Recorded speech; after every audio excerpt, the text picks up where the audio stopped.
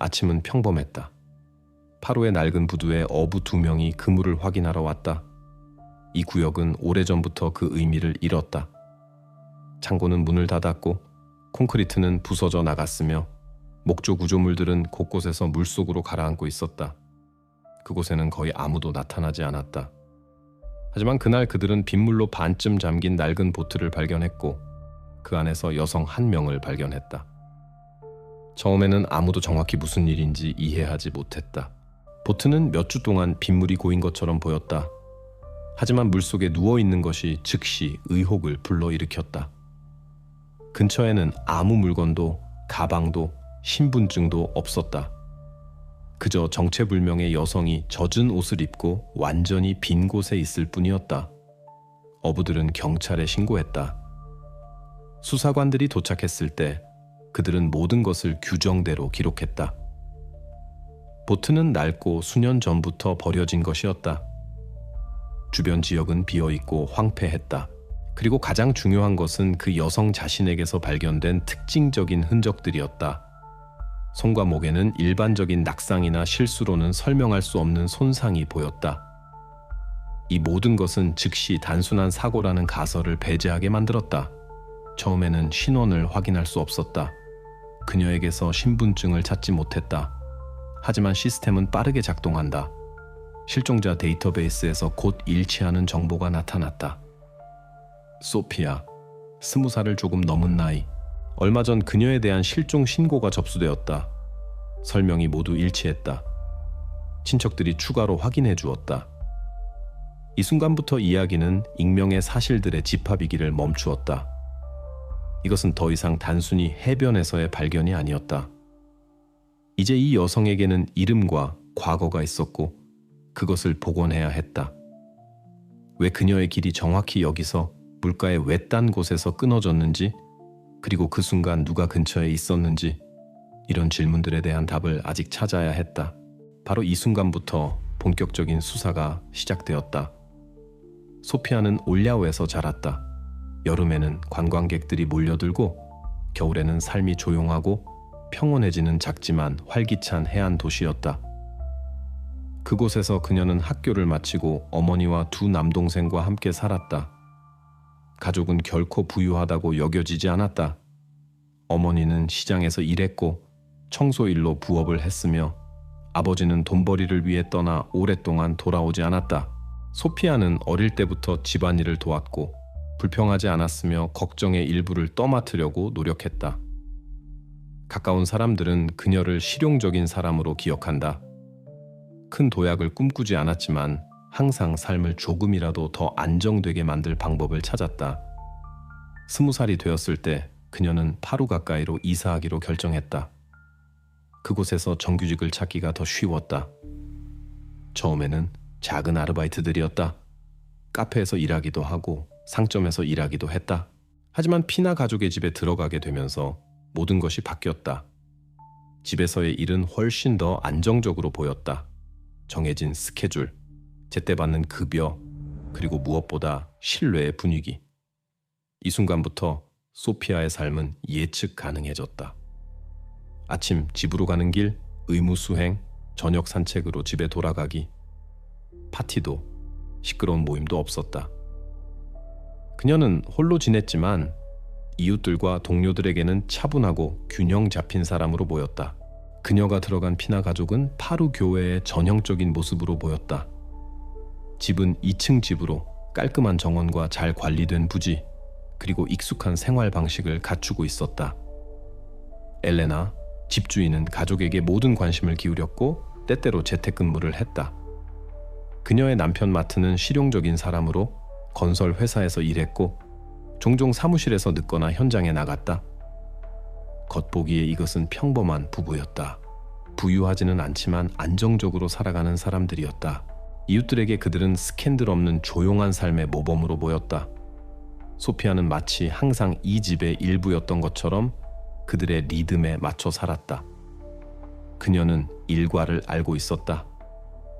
엘레나가 언제 나가고 마트가 언제 돌아오고 언제 간단한 것을 준비하거나 정리를 해야 하는지. 그녀는 가족의 사적인 일에 간섭하지 않았고 거리를 유지했는데 이것을 고용주들이 높이 평가했다. 엘레나에게 그녀는 눈에 띄지 않는 도움이었고 마트에게는 믿을 수 있는 사람이었다. 소피아 자신에게는 이것이 안정성의 원천이었다. 친척들은 그녀가 한 번 이상 강조했다고 말한다. 마침내 돈이 없어 남겨지지 않을 것이라는 확신을 느낀다고. 이웃들도 같은 것을 확인해 주었다. 아무도 소피아가 갈등에 참여하거나 큰 소리로 다투는 것을 본 적이 없었다. 길에서 그녀는 항상 인사했고 몇 마디 말을 나눌 수 있었지만 결코 남의 일에 끼어들지 않았다. 모든 사람이 서로를 알고 지내는 올야우에서도 그녀를 조용하고 성실한 소녀로 기억했다. 그녀는 친구가 될 줄 알았지만 가까운 관계는 거의 맺지 않았다. 그녀에게 가장 중요한 것은 모든 것이 여분의 충격 없이 진행되는 것이었다. 바로 이런 평온함에 이상함이 있었다. 그녀의 삶이 조용할수록 모든 것이 버려진 보트에서 끝났을 때 더 많은 의문이 생겨났다. 그녀를 알던 사람들은 어떤 갈등이 어디서 나올 수 있는지 이해하지 못했다. 그녀에게는 적도, 빚도, 그녀를 공영에 빠뜨릴 수 있는 관계도 없었다. 따라서 신원 확인 직후 수사는 그녀의 마지막 직장에 주목했다. 피나 가족의 집이 주요 기준점이 되었다. 바로 그곳에서 그녀의 나날이 흘러갔고 바로 그곳에 최근 몇 개월 동안 그녀를 가장 가까이서 알았던 사람들이 살았다. 설명을 찾는다면 거기서 시작해야 했다. 바로 그곳으로 이제 수사의 주목이 향했다. 소피아의 마지막 시간들을 복원하는 것이 핵심 과제로 판명되었다. 그림은 증언들, 기록들, 전화 데이터로부터 모아졌다. 마지막으로 그녀를 본 것은 저녁이었다. 피나 가족의 집에서 모든 것이 평소와 같이 진행되었다. 익숙한 의무, 대화, 특별한 사건은 없었다. 밤 11시 반경에 그녀는 일을 마치고 인사하고 떠났다. 이것이 바로 그녀가 보이지 않는 경계를 넘은 순간이었고 그 이후 모든 것이 다른 시나리오로 흘러갔다. 이 지점에서 보통 삶은 익숙한 계획에 따라 계속되었다. 소피아는 익숙한 길을 따라 걸어 집으로 돌아가고 30분 후에는 자신의 집에 있을 수 있었다. 하지만 그날 밤에는 뭔가 다르게 진행되었다. 아침이 첫 번째 불안한 신호가 되었다. 친척들이 전화하기 시작했지만 전화기가 응답하지 않았다. 처음에는 단순히 배터리가 방전되었다고 생각했다. 그런 경우들이 있었지만 보통 그녀는 빠르게 연락할 방법을 찾았다. 소피아는 결코 흔적 없이 사라지지 않았다. 그녀는 시간을 지키고 책임감 있는 사람으로 여겨졌다. 늦으면 항상 미리 알렸다. 오전 8시가 되자 심각한 일이 일어났다는 것이 분명해졌다. 그녀는 집에 돌아오지 않았고 메모를 남기지 않았으며 가족 중 아무에게도 연락하지 않았다. 친척들은 그녀의 방을 확인했다. 모든 개인 물품이 제자리에 있었다. 그녀가 떠날 계획을 세웠다는 징후는 없었다. 갈아입을 옷도, 현금도 없었다. 그저 그녀가 매일 가지고 다니는 일상적인 물건들만 있었다. 이 모든 것이 불안을 가중시켰다. 그때 어머니는 공식적인 조치를 취하기로 결심했다. 실종 신고. 경찰은 빠르게 반응했다. 첫 번째로 가장 명백한 경로들을 확인했다. 피나 가족의 집에서 소피아의 아파트까지의 길, 버스 정류장, 상점, 가까운 카페들. 아무것도 없었다. 감시 카메라들은 그녀가 자신의 아파트 쪽으로 길을 따라 걸어가는 단편적인 장면들만 제공했다. 그 이후 흔적이 끊어졌다. 휴대폰은 꺼진 상태로 남아 있었고 은행 거래도 이루어지지 않았다. 수사관들에게 이것은 중요한 세부 사항이 되었다. 사람이 마치 허공에서 사라진 것 같았다. 신문이 시작되었다. 이웃들, 친척들, 피나 가족의 동료들을 대상으로 모든 사람이 같은 말을 했다. 소피아는 급작스러운 행동을 하는 성격이 아니었다. 그녀는 갑자기 사라지지도 갈등을 일으키지도 미리 알리지 않고 떠나지도 않았다.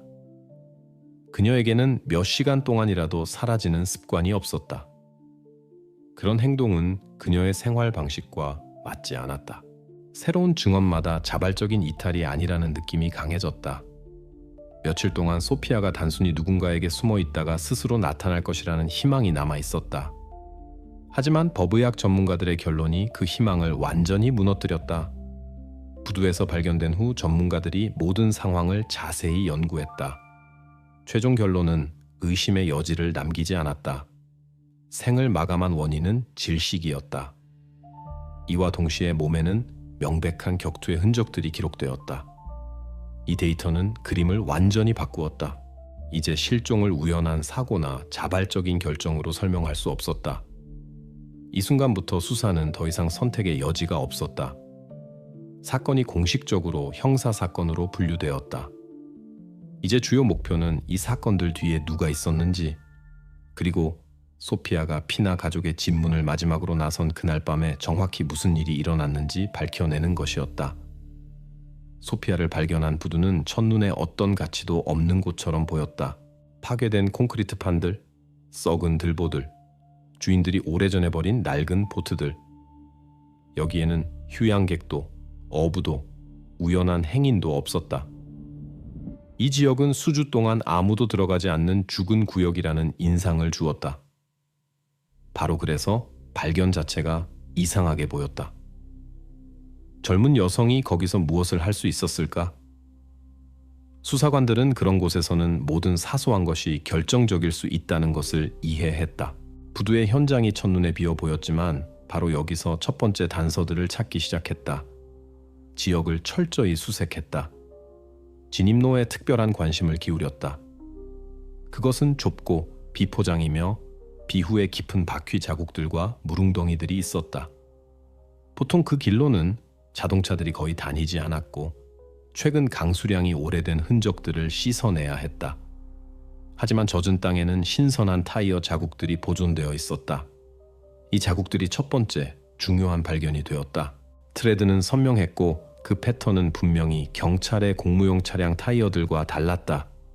전문가들이 주목했다. 흔적들은 최근에 남겨진 것이었다. 바퀴 자국의 형태와 폭으로 판단하면 이것은 트럭이 아닌 승용차였다. 압인된 흔적들의 깊이는 자동차가 잠시 머물렀다는 것을 보여주었다. 그리고 또 하나의 중요한 순간, 바퀴 자국이 정확히 부두 자체로 이어지다가 뒤로 돌아섰다. 즉, 누군가가 그날 밤 의도적으로 그곳에 왔다가 그 장소를 떠났다는 의미였다. 추가 검사는 보트로 옮겨졌다. 겉보기에는 특별한 것이 없었다. 썩은 판자들, 벗겨진 페인트, 녹슨 금속 부품들. 그런 보트들이 수십 년 동안 여기 있었다. 하지만 안쪽에는 빗물이 보존되어 있었고 바로 그것이 흔적들을 간직하고 있을 수 있었다. 겉보기에 이것은 나무십들, 모래, 쓰레기와 섞인 탁한 액체였다.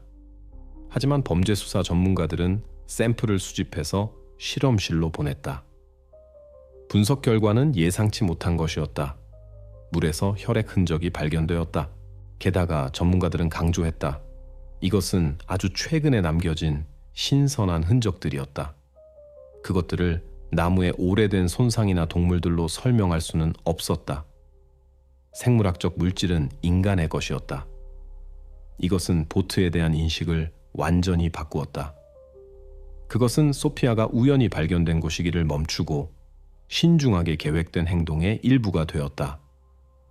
타이어 흔적과 보트에서의 발견을 종합하면서 수사는 중요한 결론을 내렸다. 모든 것이 소피아가 부두에 스스로 오지 않았다는 것을 가리켰다. 그녀를 그곳에 데려왔다.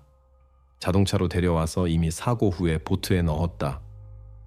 부두는 범죄 자체가 일어난 장소가 아니라 숨기기 위해 선택된 장소임이 밝혀졌다. 이 세부 사항이 전환점이 되었다.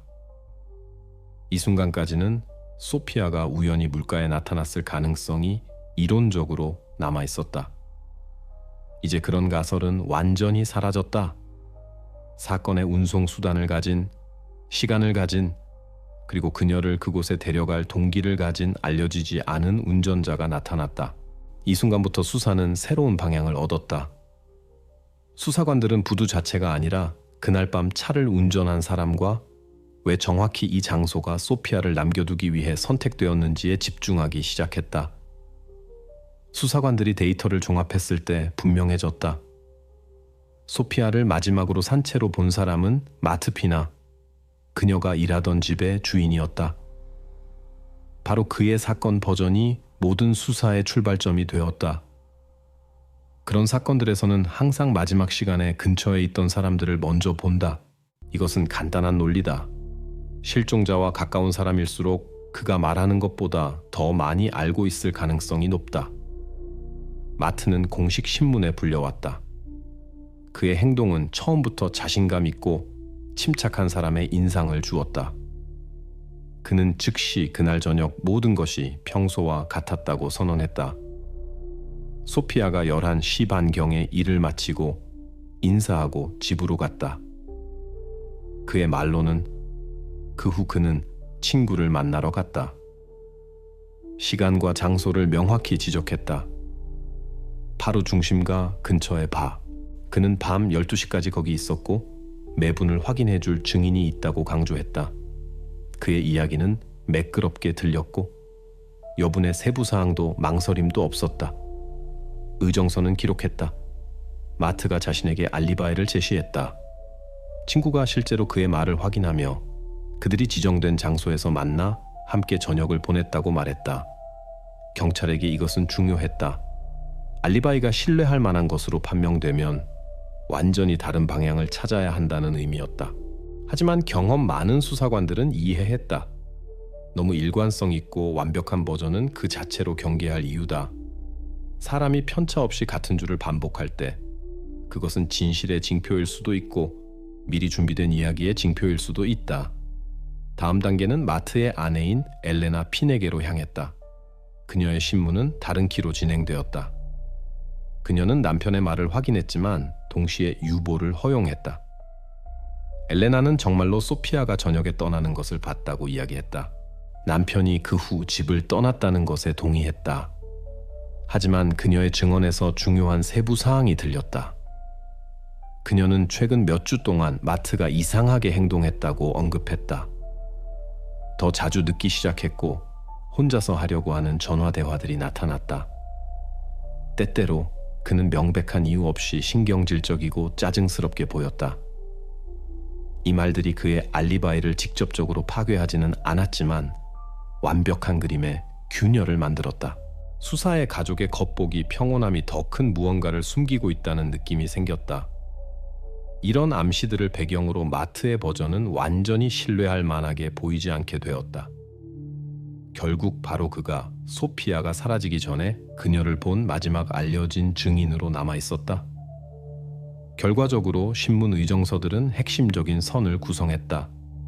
종이 위에서는 모든 것이 올바르게 보였다. 알리바이가 확인되었고 아내는 남편을 직접적으로 비난하지 않았다. 하지만 행간의 의미에서 바로 그가 가장 세심한 관심이 필요한 인물이 되었다. 이 순간부터 마트피나는 수사의 중심에 있게 되었고 바로 그의 사건 버전이 새로운 증거들과 사실들을 통해 검증을 받아야 했다. 엘레나가 남편의 이상한 행동에 대한 말을 처음 했을 때 수사관들은 즉시 이해했다.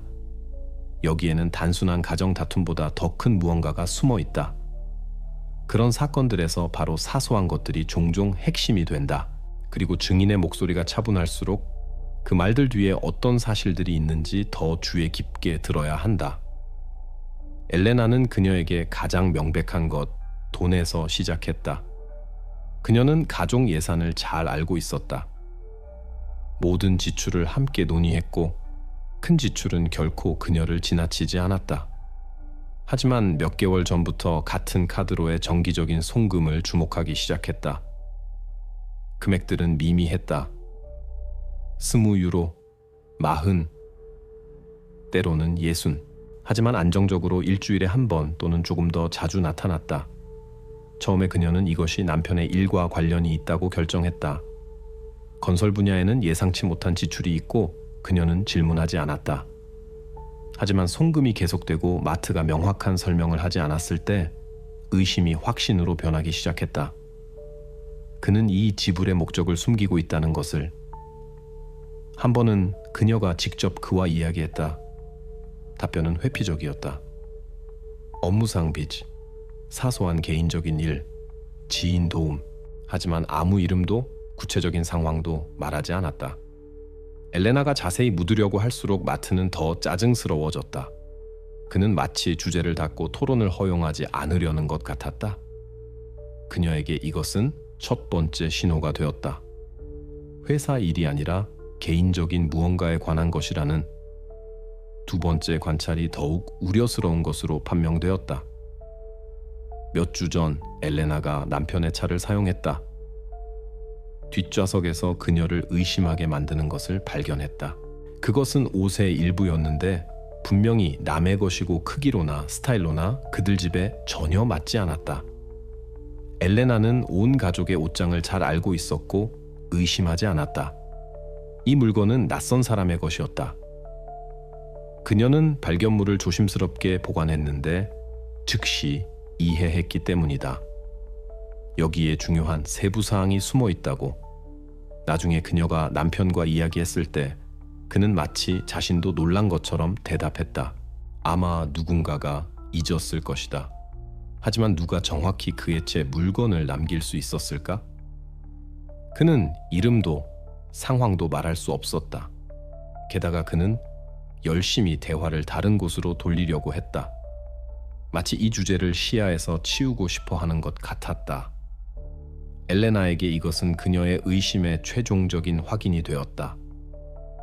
남편의 삶에는 그가 침묵하기를 선호하는 비밀스러운 부분이 있다는 것을, 이 모든 정보가 수사관들의 손에 들어갔을 때 그림이 완전히 다른 규모를 얻었다.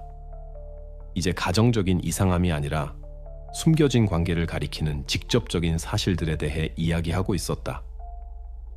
같은 카드로의 정기적인 송금은 체계적인 지원처럼 보였다. 그리고 차에 있는 남의 물건은 낯선 사람의 존재에 대한 물질적 증거였다.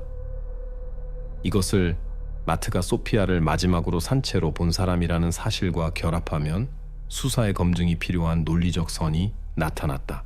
이제 버전은 다음과 같이 들렸다. 마트에게는 비밀 로맨스가 있을 수 있었다. 그리고 모든 세부 사항들이 이 로맨스가 바로 소피아와 그를 연결했다는 것을 가리켰다. 그녀는 매일 근처에 있었고 차에 접근할 수 있었으며 이런 송금의 수령자가 될 수 있었다. 그리고 만약 이 관계가 실제로 존재했다면 그것은 많은 것을 설명할 수 있었다. 그의 신경질적인 행동부터 비극적인 결말까지. 이렇게 수사의 동기에 대한 첫 번째 완전한 가설이 나타났다.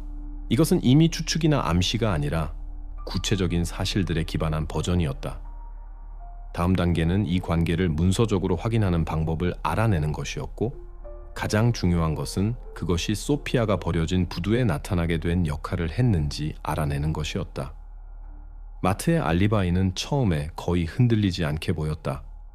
그는 자신감 있게 말했고 구체적인 장소, 시간, 심지어 모든 세부 사항을 확인해 줄 준비가 된 증인까지 제시했다. 종이 위에서는 모든 것이 완벽하게 맞아 떨어졌다. 하지만 바로 이것이 수사관들을 의심하게 만들었다. 수사 실무에서 그런 일은 드물다. 일치가 너무 직접적이고 버전이 의심스러울 정도로 매끄럽다. 그리고 최소한의 망설임도 없이 똑같은 것을 반복할수록 이야기가 리허설되었을 가능성이 높다. 따라서 마트를 재신문에 불렀다. 이번에 그의 행동이 첫 번째와 눈에 띄게 달랐다. 그는 여전히 차분하게 말했지만 이 차분함 뒤에 긴장이 읽혔다. 답변의 일시 정지가 더 길어졌고 시선이 자주 옆으로 향했으며 제스처가 신경질적이 되었다. 수사관들이 명확한 질문을 했을 때 그는 같은 공식들을 반복했다. 마치 온 선을 벗어나기를 두려워하는 것 같았다. 그는 다시 그날 저녁 소피아가 평소 시간에 떠났고 자신은 친구를 만나러 바로 향했다고 이야기했다. 거기서 그들은 자정까지 앉아 있었다고. 모든 것이 이전과 같이 완벽하게 들렸지만 느낌이 달랐다. 불확실함이 인위적인 차분함 뒤에 숨어 있었다. 그 다음 친구의 차례가 왔다. 그를 따로 신문에서 조작된 답변의 가능성을 배제했다. 친구는 훨씬 더 자신감 있게 행동했다. 심지어 농담도 하고 편안해 보였다. 그는 확인했다. 그렇다. 그들은 배서 만났고, 그렇다. 온 저녁을 거기서 보냈다. 하지만 바로 그의 말에서 마트의 버전과 일치하지 않는 세부 사항들이 나타났다. 도착 시간, 핵심 순간. 마트는 10시 45분에 왔다고 주장했고, 친구는 11시 가까이에 그를 만났다고 확신했다. 겉보기에 겨우 15분 차이이지만 수색에는 그런 불일치가 의미가 있다. 바로 이런 분들의 가장 중요한 일이 일어났던 중요한 시간 강역이 포함될 수 있기 때문이다. 다음 불일치는 떠난 순간에 관한 것이었다. 마트는 그들이 거의 자정 11시 55분에 발을 떠났다고 말했다. 친구는 더 일찍 11시 40분경에 헤어졌다고 주장했다. 다시 작은 차이이지만 수사 맥락에서 그것은 심각해진다. 그런 사소한 것들을 단순히 기억의 실수로 설명할 수는 없다.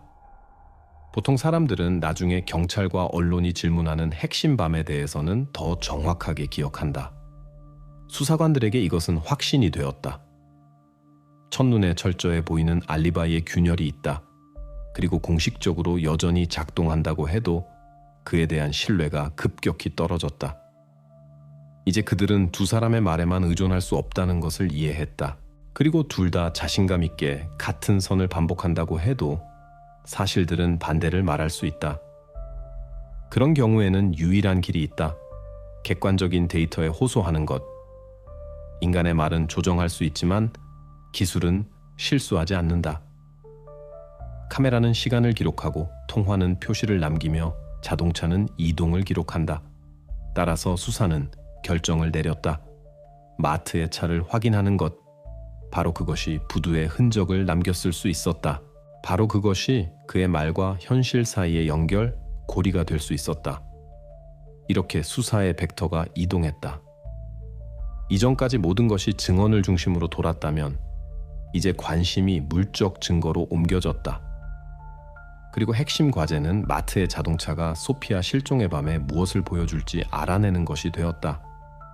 마트의 자동차는 어떤 말보다 훨씬 중요한 것으로 판명되었다. 기계는 항상 단순한 교통수단 이상의 것이다. 그것은 말로 지우거나 남의 증언으로 바꿀 수 없는 정보를 저장한다. 수색에 바로 기술이 종종 거짓말할 줄 모르는 그 침묵하는 증인이 된다. 그리고 이제 바로 그것에 전문가들이 관심을 돌렸다. 첫 번째 단계는 차량용 컴퓨터를 압수하는 것이었다. 자동차는 가장 새로운 것은 아니었지만 엔진 시동 시간, 시스템 작동, 그리고 공간에서의 이동을 포함한 일련의 매개 변수들을 기록할 만큼 현대적이었다. 범죄 수사 전문가들은 그런 데이터에서 확인될 노선뿐만 아니라 인간이 결코 생각해내거나 동일하게 반복할 수 없는 사소한 세부 사항들까지 찾을 수 있다는 것을 알고 있었다. 먼저 기본 지표들을 검토했다. 그리고 이미 그것들이 그날 밤 기계가 정확히 출발했다는 것을 보여주었다. 엔진 시동 시간은 마트가 이야기한 간격과 일치했다. 첫눈에 모든 것이 그의 버전에 맞아떨어졌다. 하지만 신중한 분석에서 주인의 말을 믿는다면 예상할 수 있는 것보다 자동차가 더 많이 움직였다는 것이 밝혀졌다. 두 번째 순간, 시스템이 와이퍼 작동을 기록했다. 이것은 사소한 것처럼 보였지만 바로 그런 세부 사항들이 의미를 갖는다. 실종의 밤에 정말로 비가 내렸다. 기록들은 와이퍼가 다른 시간에 켜졌다는 것을 보여주었는데 이는 기계가 비 밑에서 움직였다는 의미였다. 하지만 마트의 말로는 그는 거의 모든 저녁을 배서 보냈고 따라서 자동차는 주차장 차양 밑에 움직이지 않고 있어야 했다. 이 사소한 것이 그의 말에 의문을 제기했다. 결국 기술이 기계가 거리에 있었고 사용되었다는 것을 확인했다. 다음 검증은 GPS 로그에 관한 것이었다.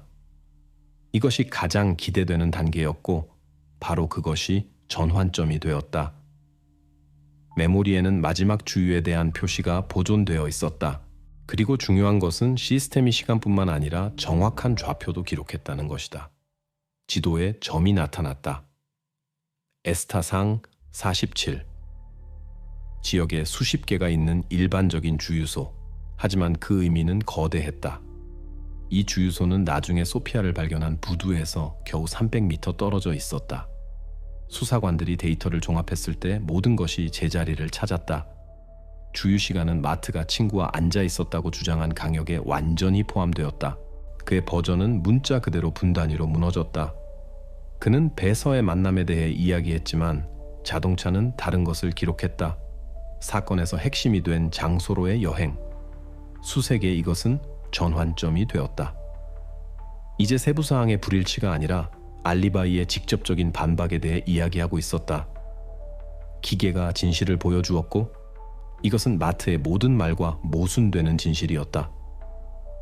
친구가 아무리 그의 이야기를 확인해도 기술은 의심의 여지를 남기지 않았다. 알리바이는 모든 힘을 잃었다. 이 순간부터 수색에 더 이상 의문이 없었다. 마트가 의식적으로 거짓말했다. 그날 밤 부두에서의 그의 존재는 객관적인 데이터로 증명되었다. 그리고 이제 사건은 새로운 수준에 이르렀다. 그가 어디에 있었는가 하는 질문이 최종적으로 닫혔다. 하지만 그 대신 다른 질문이 생겼다. 그가 거기서 정확히 무엇을 했는지, 그리고 수사로부터 무엇을 더 숨기고 있는지, 바로 이 질문이 수사의 다음 단계에서 주요한 것이 되었다. 수사의 2단계에서 마트의 자동차는 단순히 지나가는 말로 언급할 수 있는 물건이기를 멈췄다. 수사에게 그것은 사건의 완전한 참가자가 되었고 주인 자신보다 훨씬 더 많은 진실을 보존한 말 없는 증인이 되었다. GPS 로그가 이미 기계가 부두에 있었다는 것을 증명했다면 소피아 자신의 운송에 사용되었는지 확인하는 것이 남아있었다. 이것은 원칙적으로 중요했다. 바로 그런 증거가 가정을 철저한 증명으로 바꾸기 때문이다. 범죄 수사 전문가들이 체계적으로 작업을 시작했다. 우선 살롱을 확인했다. 시각적으로는 깨끗해 보였다. 실내 장식품, 매트들, 모든 것이 제자리에 의심스러운 것은 없었다. 하지만 경험 많은 전문가들은 그런 사건들에서 청결함이 종종 질서가 아니라 흔적을 지우려는 시도를 의미한다는 것을 알고 있었다. 따라서 즉시 특수시약들, 자외선 램프들, 미세한 흔적들까지 감지할 수 있는 가루들을 사용했다. 문자 그대로 모든 센티미터를 확인했다. 핸들, 문 손잡이들, 좌석들, 매트들. 결과는 바로 기대했던 곳에서 나타났다. 트렁크에서. 이 장소는 항상 특별히 철저하게 확인한다. 바로 거기서 흔적을 숨기려고 하는 경우가 가장 많기 때문이다. 그리고 정말로 깊숙이 구석에 가까운 곳에서 전문가들은 미세한 얼룩들을 발견했다. 장비 없이는 인간의 눈이 알아채지 못할 정도로 작았다. 초기 테스트에서 이것이 혈액임이 밝혀졌다. 샘플들을 즉시 압수해서 진위성에 대한 어떤 의심도 배제하기 위해 규칙에 따라 포장했다. 동시에 수사관들은 금융선으로 작업을 계속했다. 은행들에 대한 요청이 엘레나의 의심을 직접적으로 확인해 주었다. 그녀의 말로는 정기적인 송금들을 보았는데 이제 문서들이 이것을 확인했다. 마트로부터 소피아의 카드로 정말로 돈이 들어왔다. 금액들은 미미했지만 송금들 자체가 안정적으로 달마다 반복되었다. 이것은 더 이상 우연으로 설명할 수 없었다. 수색에 이것은 하나의 의미였다. 그들 사이에 지속적이고 숨겨진 관계가 존재했다는 것. 이 모든 것이 함께 불안한 그림으로 합쳐졌다. 하지만 최종적인 점을 찍어야 하는 것은 DNA 감정이었다. 트렁크에서 나온 혈액 샘플들을 실험실로 보냈다. 거기서 전면적인 분석을 받았다. 먼저 혈액형을 확인하고 그 다음 DNA 분리 절차를 시작했다. 그런 경우에는 실수를 배제하기 위해 천천히 단계별로 작업한다. 결과는 며칠 후에 나왔고 명확했다. 혈액은 소피아의 것이었다. 이 순간이 전환점이 되었다. 이제 더 이상 의문이 없었다. 마트의 자동차가 단순히 부두 근처에 있었던 것이 아니었다. 그 안에서 소피아를 운송했었다. 그의 기계가 그와 피해자, 그리고 모든 것이 끝난 장소 사이의 연결고리가 되었다. 이것은 그의 알리바이를 단순히 훼손한 것이 아니라 모든 방어선을 최종적으로 파괴했다. 이렇게 세 요소가 하나의 사슬로 연결되었다. 장소, 부두, 기술, 자동차, 사람, 마트. 여기에 금융관계도 추가되었다. 소피아의 카드로의 송금들이 그들의 관계를 문서적으로 확인했다. 이것이 바로 수사가 흔들리지 않는 기소 기반을 얻은 순간이었다. 그가 연루되었는가? 하는 질문이 완전히 사라졌다. 답을 실험실, 은행 명세서들, 기술의 증언이 주었다. 이제 가장 중요한 것을 알아내는 것이 남아 있었다. 그날 밤 사건들이 정확히 어떻게 전개되었는지, 그리고 소피아와 마트 사이에 마지막 시간들에 무슨 일이 일어났는지. 바로 이 질문이 수사의 다음 단계에서 중심적인 것이 되었다. 수사에 이미 마트에 대한 견고한 증거 기반이 있었음에도 불구하고 수사관들의 작업은 결코 하나의 선으로만 구축되지 않는다. 결과뿐만 아니라 과정 자체도 중요하다. 모든 세부 사항, 모든 가능한 버전을 검토해야 나중에 법정에서 변호 측이 경찰이 다른 누군가를 놓쳤다고 주장할 수 없다. 바로 이런 이유로 사건 자료에 새로운 인물이 나타났다. 피나 가족의 이웃인 조아우. 그의 이름은 엘레나의 증언 후 의정서에서 처음 들렸다. 그녀는 가족 관계가 균열로 고통받던 그 기간에 바로 그가 그녀를 도왔다고 인정했다. 그는 그녀의 이야기를 들어주었고 조언을 주었으며 엘레나 자신이 언급한 바와 같이 명백한 호감을 보였다. 수색의 이것으로도 최소한 그의 연루 가능성을 확인하기에 충분했다. 경험이 말해준다. 때때로 2차적 인물들이 예상치 못하게 핵심적인 인물들이 된다. 첫눈에 조아우에게는 동기가 있을 수 있었다. 질투, 엘레나와 마트의 결혼을 파괴하려는 욕망, 취약하고 외로워 보이는 여성 옆에 자신의 자리를 해방시키려는 욕구, 그리고 이것이 가능성이 희박한 시나리오처럼 보였지만 그것을 배제하는 것은 불가능했다. 수사관들이 조아우를 신문에 불렀다. 의정서는 모든 세부 사항을 기록했다. 그는 명백한 것을 부인하지 않았다. 엘레나에 대한 호감을 인정했고 정말로 그녀의 어려운 날들의 곁에 있었다고 인정했다. 심지어 때때로 집안일을 돕기 위해 그들 집에 들렀다고 인정하기도 했다. 하지만 소피아에 대한 이야기가 나왔을 때 그는 어떤 추측도 날카롭게 거부했다. 그의 말로는 그녀와 가깝게 소통한 적이 없고 더욱이 그녀의 실종과는 아무 관련이 없었다. 그의 어조는 확고했고 여분의 감정 없이, 하지만 수사관들은 알고 있었다. 확인 없이는 그런 말들이 거의 의미가 없다는 것을. 바로 그래서 그의 알리바이를 확인하기 시작했다. 조아우는 그날 밤 도심에 있었다고 말했다. 거기서 작은 카페에서 친구들과 만났다. 마트의 버전들과 달리 여기서는 모든 것이 빠르게 확인되었다. 그 시설의 감시 카메라들이 기록들을 보존했고 그 안에서 조아우가 정말로 온 저녁 그곳에 있었다는 것이 보였다. 프레임에서 그는 회사와 함께 앉아있고 대화하고 나중에 함께 카페를 떠났다. 기록의 시간은 그의 증언에서 지적한 것과 완전히 일치했다. 이 자료들이 즉시 그의 이름 주위의 긴장을 해소했다. 증거들이 보여주었다. 그는 소피아 실종 순간에 부두에 물리적으로 있을 수 없었다. 그의 알리바이가 증인들의 말뿐만 아니라 독립적인 소스들, 비디오 감시 기록들로도 확인되었다. 수색에 이것은 결정적인 농어였다. 하지만 조아우 확인 자체가 전략적 의미를 가졌다는 것을 언급하는 것이 중요하다. 그의 버전이 약해 보였다고 해도 어떤 의심도 배제하기 위해 그것을 확인해야 했다. 이것은 수사에 추가적인 안정성을 주었다. 사건 자료에 이제 기록되었다. 이웃의 참여 버전이 확인되지 않았고 그것이 공식적으로 닫혔다. 바로 여기에 핵심 결과가 있었다. 거짓 흔적이 완전히 처리되고 의제에서 제거되었다. 이제 수사에 하나의 초점이 남았다. 마트의 인물. 모든 선들이 다시 그 주위에 모였다.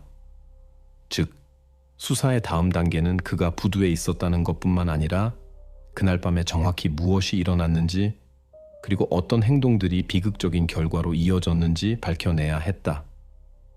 이 순간까지 수사는 이미 상당한 증거들을 손에 쥐고 있었다. 자동차, 현장의 흔적들, 돈 송금들, 그림이 거의 완성된 것처럼 보였다. 하지만 완전한 기소를 구성할 수 없는 하나에 빠진 세부 사항이 남아 있었다. 동기. 이 모든 것이 무엇을 위해서였나? 겉보기에 완전히 평범한 가정의 남자로 보이고 일하고 안정된 집에서 살며 군중에서 눈에 띄지 않았던 사람을 무엇이 움직였는가? 이 질문에 답할 수 있는 방법은 단 하나뿐이었다. 그의 사적인 삶을 들여다보는 것.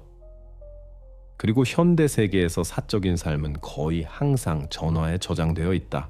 디지털 범죄학 전문가들이 압수된 기기들과 함께 작업하기 시작했다.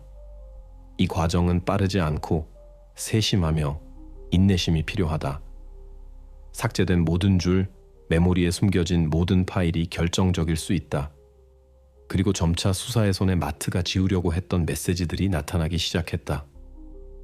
복원된 서신들이 그가 주변 사람들로부터 주에 깊게 숨긴 자신의 삶의 일부로의 문을 열었다. 처음에는 특별한 것이 없었다. 짧은 메모들, 가사에 대한 명확화들, 고용주와 직장인 사이의 일상적인 문구들. 하지만 갈수록 명백해졌다. 공식적인 서신이 아니라는 것을. 시간이 지나면서 메시지들이 변했다. 거기에 감사의 말들이 나타났고, 그 다음 업무 윤리의 범위를 훨씬 넘어서는 개인적인 고백들. 대화들이 더 따뜻해졌고 그 안에서 감정적인 애착이 드러났다. 수사관들은 수백 줄의 텍스트를 넘기면서 관계의 이야기가 그들 앞에 펼쳐지는 것을 보았다. 비밀 만남들, 고백들, 계획들, 서로에 대한 불만들. 소피아는 자신의 기분을 나누었고 이 모든 것을 숨겨야 한다는 것이 그녀에게 힘들다고 이야기했다. 마트는 대답하고 약속하고 맹세했지만 실제 조치는 취하지 않았다. 바로 여기에 본질이 있었다. 그에게 이것은 경계선에서의 게임, 익숙한 일상으로부터 도피하는 방법이었지만 그는 분명히 더 나아가고 싶지 않았다. 그녀에게는 이것이 더 큰 무언가가 되었다. 그리고 특히 중요한 것은 서신의 마지막 몇 주간이었다. 거기에는 이미 이전의 가벼움이 없었다. 거기에는 무거움이 느껴졌다. 소피아가 기다리는데 지쳤다고, 그의 영원한 약속들에 지쳤다고 점점 더 자주 썼다. 그녀는 명확함을 요구했다. 메시지 중 하나에서 직접 말했다. 아니면 당신이 결정하든지, 아니면 내가 모든 걸 말하겠다. 다른 메시지에서는 더 이상 숨길 의미가 없다고 암시했다. 그런 줄마다 마트에 대한 압박이 강해졌다. 그는 이해했다. 조만간 이 비밀이 표면으로 나올 것이라는 것을. 수색에 이것이 열쇠가 되었다. 여기에 있었다. 바로 그 내적 갈등이 겉보기에 차분한 사람까지도 부술 수 있는. 한쪽에는 가족, 아내, 평판. 다른 쪽에는 소피아. 그녀는 이미 그림자의 역할에 만족하지 않으려고 했다. 그녀는 인정을, 그가 선택하기를 요구했다. 그리고 이 선택이 그에게는 모든 것의 상실을 의미했다. 전문가들이 복원된 서신을 수사관들에게 제시했을 때 이 순간부터 의심이 없었다. 이것은 우연이 아니고 일치가 아니며 어떤 외부의 이야기가 아니었다. 그들 사이에는 오래전에 비밀스러운 오락이기를 멈춘 로맨스가 있었다. 그것은 위협이 되었다. 그리고 위협이 있는 곳에는 동기도 있다. 이제 그림이 완전해 보였다. 마트에게는 수단이 있었다. 소피아를 부두로 운반한 기계가, 기회가 있었다. 알리바이의 공백들과 기록된 이동들이, 그리고 이유가 있었다. 폭로에 대한 두려움, 가족과 자신이 구축한 모든 것을 잃을 두려움. 바로 이 두려움이 추진력이 되었다. 수색의 이것은 돌파구였다. 그들이 마침내 증거들의 집합을 일관된 기소로 바꾸는 그 빠진 퍼즐 조각을 얻었다. 하지만 다음 단계가 남아 있었다. 그 밤을 세부 사항까지 복원하고 그 리듬을 이해하는 것. 단계별로 사건들이 어떻게 전개되었고 그것들이 무엇으로 이어졌는지 정확히 보여주기 위해. 발견된 모든 증거들이 하나의 사건으로 모아졌을 때 분명해졌다. 결정적인 대화의 순간이 왔다. 수사는 더 이상 끌 수 없었다. 마트 앞에 모든 것을 펼쳐 놓았을 때 문서들, 디지털 기록들, 사진들, 증언들, 그가 어떻게 행동할지 봐야 했다. 그의 알리바이뿐만 아니라 사건들에 대한 그의 전체 버전이 위험에 처했다. 신문은 특별히 준비된 사무실에서 진행되었다. 창문이 없는 방, 회색 벽들, 금속 테이블과 2개의 의자, 압박을 위해 조성된 분위기. 아무것도 산만하게 하지 않고 아무것도 부드럽게 하지 않는다. 한쪽에는 경험 많고 냉정한 수사관, 다른 쪽에는 평정심을 유지하려고 노력하는 마트. 첫 몇 분은 예측 가능해 보였다. 어떤 질문에도 그는 자신 있게 대답했고 이전에 말했던 것을 반복했다. 그날 저녁을 친구와 보냈고 늦게 집에 돌아왔으며 소피아의 실종에 대해서는 다음 날에야 알았다고. 하지만 이번에는 대화가 다르게 구성되었다. 수사관은 방해하지도 논쟁하지도 않았다. 그는 증거들을 테이블에 하나씩 펼쳤다. 마치 한쪽이 모든 트럼프를 가진 게임에서의 카드들처럼. 먼저 GPS 명세서, 거기에는 자동차가 그날 밤 이동했고 부두에서 몇백 미터 떨어진 주유소 근처에 멈췄다는 것이 보였다. 마트는 절제되게 반응하며 기억나지 않는다고, 아마 다른 누군가가 기계를 가져갔을 것이라고 말했다. 다음 폴더, 트렁크의 사진들, 미세 혈액 흔적들에 확대된 스냅샷들, 옆에는 실험실 결론, 거기에 흑백으로 유전자 프로필이 소피아의 DNA와 일치한다. 이 말들 후에 방에 멈춤이 찾아왔다. 마트가 시선을 돌렸지만 다시 이것이 전문가들의 실수라고 말했다. 그때 테이블에 복원된 서신들을 놓았다. 거기에는 애매함의 여지가 없었다. 고백들, 데이트들, 관계 공개의 위협들. 수사관이 몇 개의 조각들을 소리내어 읽었고 목소리가 특히 냉혹하게 들렸다. 왜냐하면 이것들은 건조한 숫자들이나 보고서들이 아니라 마트가 한때 직접 쓴 개인적인 말들이었기 때문이다. 그리고 그것들을 부인하는 것은 불가능했다. 그럼에도 불구하고 그는 계속 버텼다. 서신이 문맥에서 벗어났다고, 증거들을 잘못 해석한다고 단언했다. 그의 전략은 간단했다. 시간을 끌고 아무것도 인정하지 않는 것. 하지만 바로 여기서 마지막 타격이 준비되어 있었다. 문으로 그의 친구가 들어왔다. 바로 그 사람, 이전에 알리바이를 확인해 주었던 그를 옆에 앉혔다. 그의 얼굴은 긴장되어 있었고 손이 떨렸다. 수사관이 그에게 직접 경고했다. 거짓 증언은 형사 책임이다. 아니면 그가 진실을 말하든지 아니면 마트 옆 피고석에 앉게 될 것이다. 어떤 친구도 남의 비밀을 위해 자신의 자유를 희생할 준비가 되어 있지 않다. 바로 이 순간 마트의 방어가 무너졌다. 친구는 고백했다. 그렇다. 거짓말했다. 그렇다. 그들은 미리 버전에 대해 합의했다. 실제로는 그날 밤 마트를 보지 못했다. 모든 증언이 가족 스캔들에서 그를 지지하기 위한 꾸며낸 것이었다. 이 말들 후에 사무실이 조용해졌다. 마트에게 의지할 점이 남지 않았다. 그의 마지막 농어들, 그의 철저한 알리바이, 이 모든 것이 눈앞에서 무너졌다. 수사관은 더 이상 목소리를 높이지 않았다. 그는 그저 직접 보고 조용히 있었다. 그리고 이 침묵이 어떤 말보다 무거웠다. 이제 상황이 완전히 바뀌었다. 마트는 출구가 없는 함정에 빠졌다. 그가 어디 있었는가? 그가 거짓말하는가? 하는 질문들이 최종적으로 닫혔다. 수색에는 다음 단계로 넘어가는 것이 남았다. 그날 밤 정확히 무엇이 일어났는지, 그리고 사건들이 처음부터 끝까지 어떻게 전개되었는지 알아내는 것.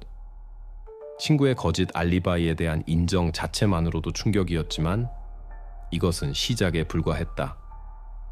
수사관들은 그에게 자신을 더 깊이 끌어들이는 것을 두려워하며 숨기고 있던 정보가 더 있을 수 있다는 것을 이해했다. 그리고 침묵이 더 이상 구원이 되지 않는다는 것을 보았을 때 그는 이전에 속으로만 간직했던 것을 이야기하기로 결심했다. 이 말들이 전체 이야기의 열쇠로 판명되었다.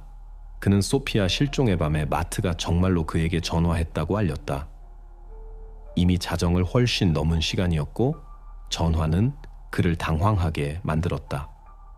선 반대편의 목소리는 그가 이전에 들어본 적이 없는 것이었다. 신경질적이고 중얼거리며 거의 히스테리적이었다. 마트는 알아듣기 어렵게 말했지만 몇 개의 문구가 기억에 새겨졌다. 통제를 벗어났다. 해결을 도와달라. 혼자서는 감당할 수 없다. 이 말들은 지지 요청이 아니라 SOS 신호처럼 들렸다. 사람이 분명히 자신의 미래를 위협하는 상황에 빠진 것이었다. 친구는 그 순간 구체적으로 무엇에 관한 것인지 이해하지 못했다고 인정했다. 하지만 억양으로 분명해졌다. 심각한 일이 일어났고 너무 심각해서 눈을 감을 수 없는 일이었다. 그는 여러 번 되물었지만 마트는 구체적인 것을 피했다. 전화는 1분 조금 넘게 지속되다가 연결이 끊어졌다. 얼마 후 마트가 다시 전화했다. 연달아 서너 번 시도했지만 그는 이미 받지 않기로 했다. 바로 이것이 다음 날 그들이 전설에 대해 합의한 이유가 되었다. 마트에게는 은폐가 필요했고 친구는 전체 그림을 이해하지 못한 채 도와주기로 결정했다. 수사관들이 이 증언들을 확인했다. 통신 사업자 데이터가 올라왔다. 모든 것이 일치했다. 그날 밤 마트의 전화에서 정말로 지정된 시간에 그의 친구 번호로 통화가 나갔다. 로그는 지속 시간을 기록했다. 76초. 그 후 정말로 응답 없이 남은 몇 번의 연결 시도가 이어졌다. 이 상세한 기록이 증인의 말을 완전히 확인하고 대화가 있었다는 것에 대한 최소한의 의심도 제거했다. 수색의 이 세부 사항이 결정적이었다. 결국 이전에는 마트가 우연히 사건들의 진원지에 있었다고 말할 수 있었다면 이제 모든 것이 다르게 보였다. 소피아가 생명의 징후를 보이지 않게 된 후 그가 한 첫 번째 일은 응급차 호출도, 경찰 신고도, 아내에게 상황 설명 시도도 아니었다. 그의 첫 번째 행동은 문제 해결을 도와달라는 친구에게의 전화였다. 이것은 상황에 대한 완전한 이해와 사실들을 숨기고자 하는 욕망을 가리켰다. 신문에서 친구는 그 전화 후 마트가 무언가를 숨기고 있다는 것을 의심하지 않았다고 인정했다. 하지만 그때는 어떤 가족 다툼에 관한 것이라고 여전히 희망했고 그래서 거짓 증언에 동의했다. 이제 사실들이 하나로 모였을 때 훨씬 더 심각한 것들에 대해 이야기하고 있다는 것이 분명해졌다. 수색에 이것은 돌이킬 수 없는 점이 되었다. 현장의 증거들, 감정 결과들, 서신, 금융 송금들, 이 모든 것이 이미 마트를 소피아와 연결했다. 하지만 친구에게의 전화가 퍼즐을 완성하는 그 요소가 되었다. 그것은 첫분부터 진실을 숨기려는 의도를 보여주었다. 이것은 단순히 비극적 사건들에 참여한 것이 아니라 흔적을 지우려는 의식적인 결정이었다. 이렇게 소피아 실종의 밤에 그의 의도에 대한 질문이 최종적으로 명확해졌다. 수사관들은 더 이상 그가 그 후 어떻게 행동했는지 추측하지 않았다. 그들은 그가 처음부터 은폐의 길을 선택했다는 직접적인 확인을 얻었다. 그리고 이것은 다음 단계로의 길을 열었다.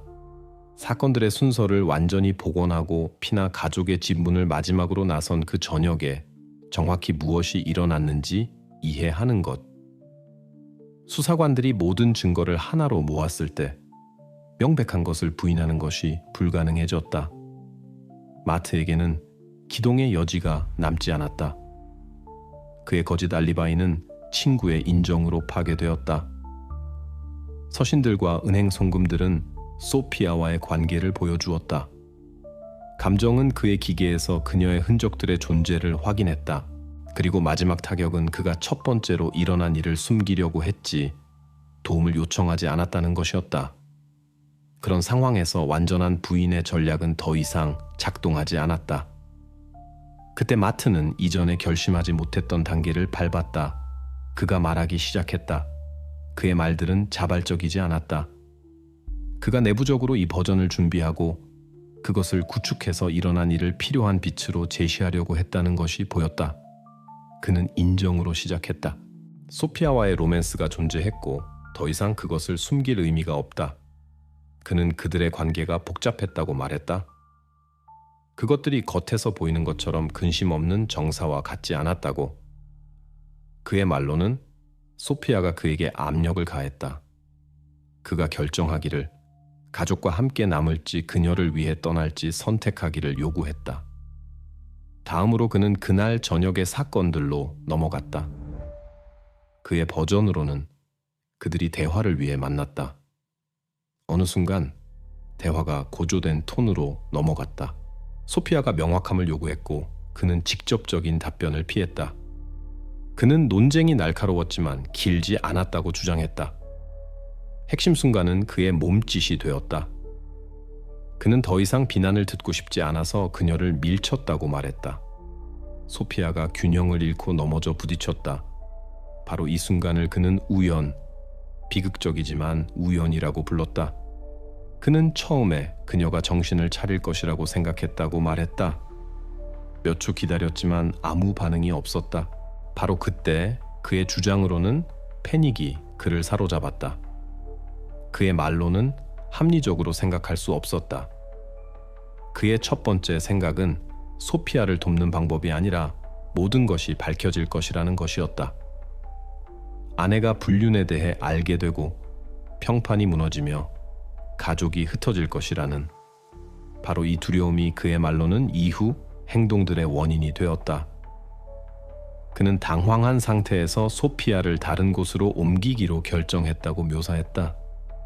그녀를 자동차에 태우고 해안 쪽으로 갔다. 부두를 선택한 것은 거기에는 거의 사람이 없고 아무도 그를 알아차리지 못할 것을 알았기 때문이라고. 다음으로 그녀를 낡은 보트에 넣었다. 모든 것이 사고처럼 보이기를 바라면서 그는 이것을 정확히 자신이 했다고 인정했지만 계속해서 소피아의 죽음이 의도적이지 않았다고 주장했다. 수사관들은 주에 깊게 듣고 모든 세부 사항을 기록했다. 그리고 많은 것이 발견된 증거들과 일치했다. 기계의 혈액 흔적들, 이동 시간들, 장소 자체. 하지만 핵심적인 차이가 남아 있었다. 마트의 버전으로는 이것은 비극적인 우연이었고, 수사의 버전으로는 그의 행동들 때문에 치명적으로 끝난 갈등. 이 인정이 전환점이 되었다. 그것은 완전하고 진심에서 우러난 것은 아니었지만 수사의 가장 중요한 질문 중 하나를 닫았다. 사고 후 마트가 무엇을 했는가? 이제 이 선이 분명했다. 그는 사건의 사실을 숨기고 그것을 사고로 위장하려고 시도했다고 인정했다. 하지만 그의 말들은 수사와 법원의 새로운 과제를 남겼다. 우연이 끝나고 고의가 시작되는 곳을 결정하는 것.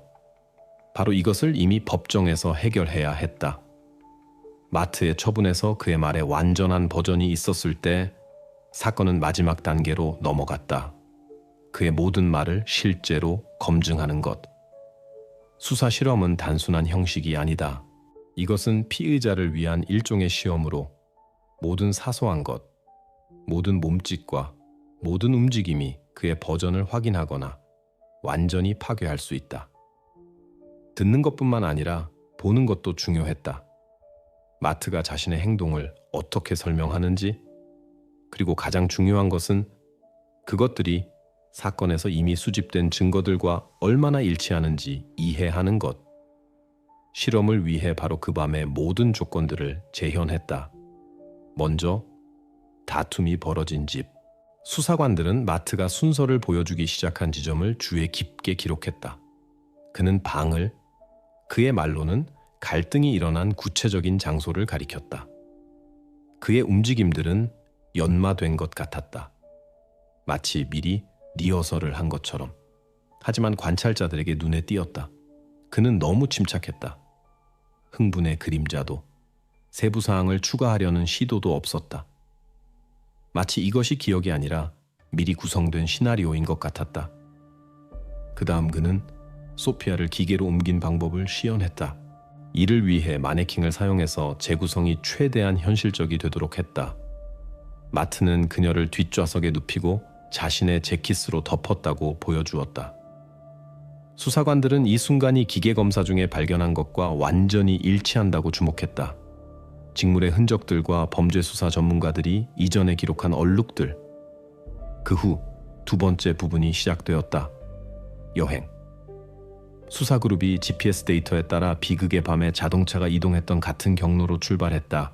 도로는 도심을 지나 교외로 돌아서 그 다음 해안으로 향했다. 주유소를 포함한 모든 정거장들이 차량용 컴퓨터에서 추출한 정보와 일치했다. 심지어 사소한 세부사항, 비가 시작된 바로 그 분의 와이퍼의 작동까지 확인되었다. 이것은 기계가 정말로 마트가 이야기한 시간 간격에 사용되었다는 간접적인 증명이 되었다. 실험의 절정은 부두가 되었다. 거기서 분위기는 긴장되었다. 빈 보트, 물, 조용한 항구, 이 모든 것이 참가자들을 압박했다. 마트는 그의 말로는 어떻게 소피아를 처리하기로 결정했는지 보여주었다. 그는 그녀를 보트로 옮긴 방법, 배를 물로 밀어낸 방법, 그것을 표류하도록 내버려둔 방법을 시연했다. 수사관들은 그의 행동들을 현실에서 발견한 것과 비교하면서 주의 깊게 관찰했다. 그리고 그림이 일치했다. 모든 움직임, 모든 경로와 모든 세부 사항이 사건의 일반적인 논리에 맞아 떨어졌다. 그럼에도 불구하고 관찰자들은 주목하지 않을 수 없었다. 이런 행동들에서 차가운 일관성이 느껴졌다. 모든 것이 패닉의 결과가 되기에는 너무 계산된 것처럼 보였다. 충격을 받은 사람 같지 않았다. 반대로 이것들은 전략을 주의 깊게 구축하는 사람의 단계들이었다. 바로 이 순간이 사건에 더욱 무게를 더했다.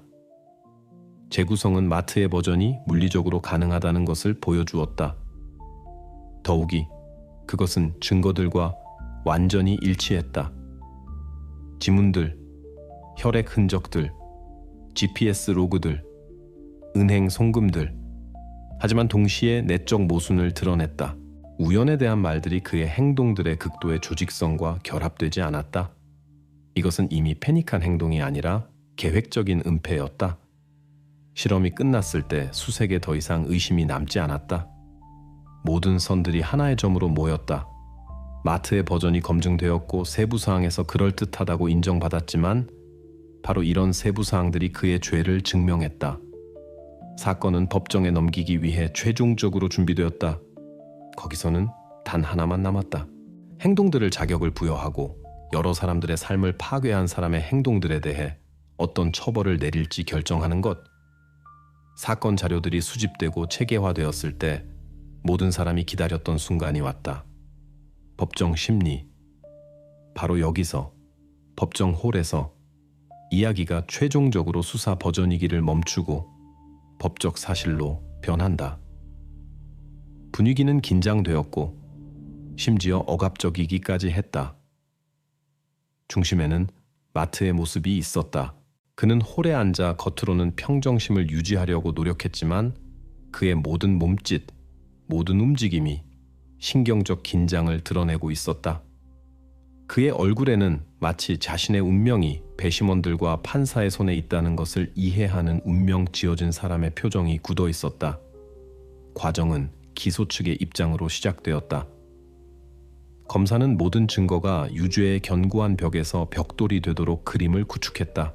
그는 거짓말에 대해, 가짜 알리바이에 대해, 마트의 이야기를 파괴한 GPS 데이터에 대해, 소피아의 DNA와 일치한 기기에서 발견된 혈액 흔적들에 대해 말했다. 다음으로 서신이 들렸다. 그들 관계에 살아있는 조직으로 그 안에서 로맨스와 증가하는 갈등이 추적되었다. 검사는 주장했다. 이것은 우연이 아니라 긴장된 관계와 의식적인 행동들의 결과라고. 하지만 변호는 다른 전술을 선택했다. 마트의 변호사는 법정에 비극적 우연에 대한 아이디어를 전달하려고 노력했다. 그는 갈등이 의도하지 않은 밀침으로 이어질 수 있었고 그 결과가 피고인을 두렵게 만들었다는 것을 중심으로 연설을 구축했다.